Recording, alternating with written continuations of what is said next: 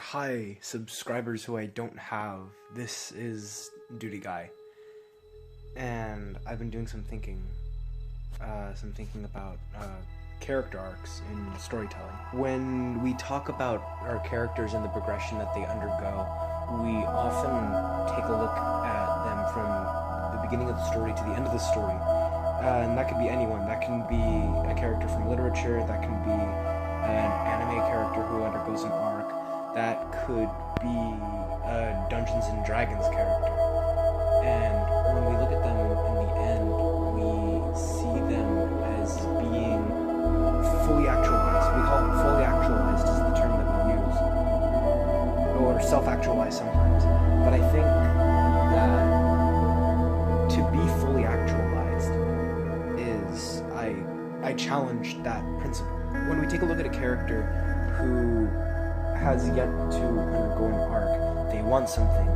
To quote Kate M. Weiland, they either want something, they need something, they believe in a lie, or they are wounded, and they need to overcome any of those four things.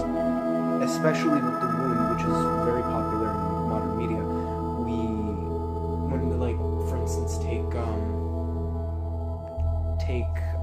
take our characters who seek to make retribution with things that they failed for in the past. They're the things that they have lost that they allow to hold them back. Very similar to the lie, we take a look at Aragorn in Lord of the Rings. He believes that he's not fit to be king because of mistakes made by his predecessor. We look at Iron Man, minor spoilers for Avengers Endgame right now. I'll put up a timestamp, fast forward to it, if you haven't seen the movie and you're still planning on. Iron Man is held back by the death of Peter Parker in Infinity War, and that affects his actions. His decisions are affected by this throughout the entire course of Endgame. But especially in the beginning, he's reluctant to take action on behalf of the protagonists because he feels that he has failed, and he lets that failure hold him back. And sure, Peter Parker comes back. He comes back before the end of the story, but Iron Man doesn't become fully actualized, as we would refer to it as a term, until the end of the story. When he lays himself down and puts everything on the line and then dies, he becomes actualized. But when we call him fully actualized, this term feels deceiving. I see that he is obviously still not a perfect person. The biggest comparison that I draw to Iron Man in Endgame is Achilles from the Iliad. The character of Achilles undergoes a wound. He goes into the battle. He goes into the story, this invincible warrior, and he obtains a wound when his comrade falls. What was his name? What's his name? What's his name? What's his name? What's his name? What's his name? What's his name? What's his name? What's his name? What's his name? What's his name? What's his name? What's his name? Let's just take this right over back here. What is his name? His name is Patroclus. Patroclus. Patroclus falls in the Iliad. Oh, spoilers for the Iliad.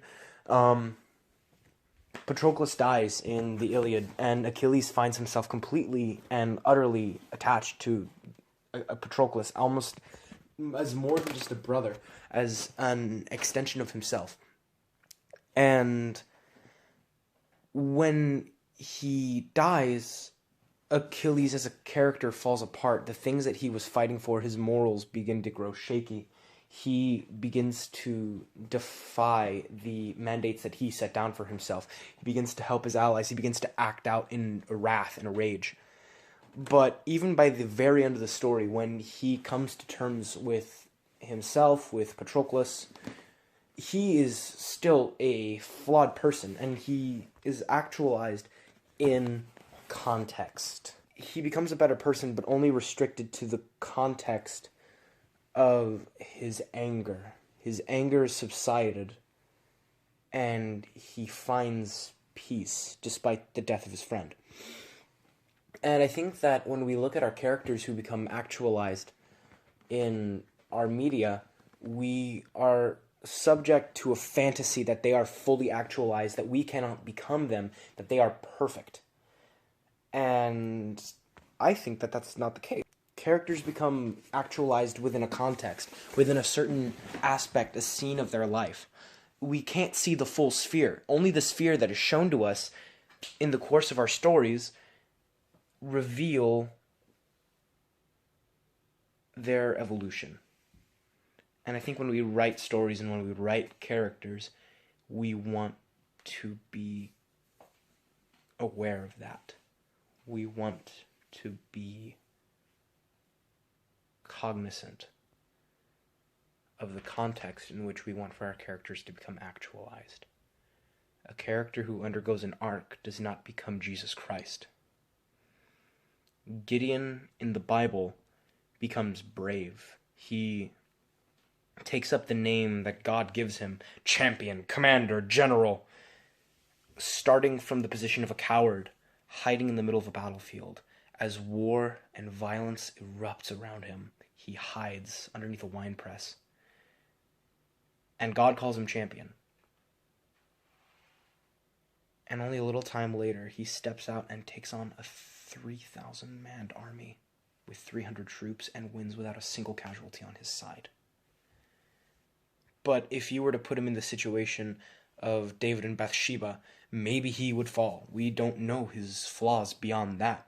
He progresses and becomes actualized, maybe via divine intervention, but that's another debate.